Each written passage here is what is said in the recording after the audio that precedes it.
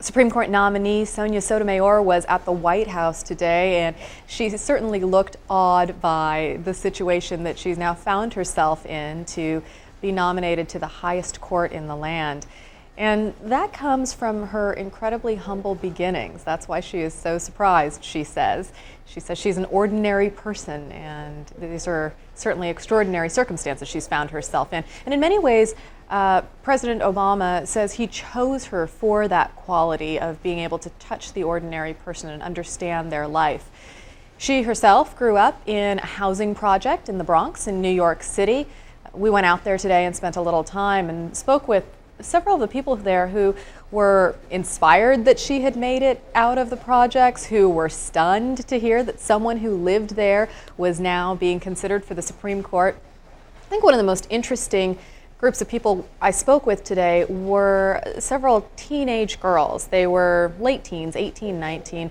One was going to college, another one was hoping to in the future, another one hadn't graduated from high school and she had a baby. And all three of them were so enlivened and excited and animated by what Sonia Sotomayor had done and how they felt very clearly that if she could do it, they could too. That this was a way that they could see of making it out of their situation. They said, you know, look, what happens here in the projects is a lot of drinking and drugging and people die, and there's a way out of that, and we can see that through her. One girl in particular was planning to go to law school, and so this was a very clear and direct inspiration and role model for her. So that was exciting to see.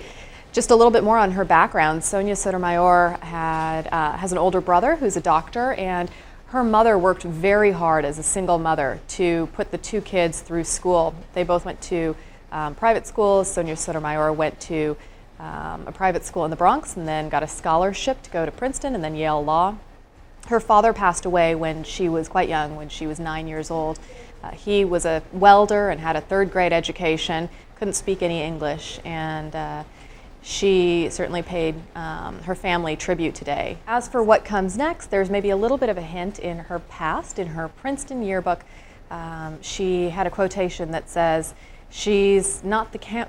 I am not the champion of lost causes, I'm a champion of causes not yet won. So we'll wait and see what happens with her if she's nominated.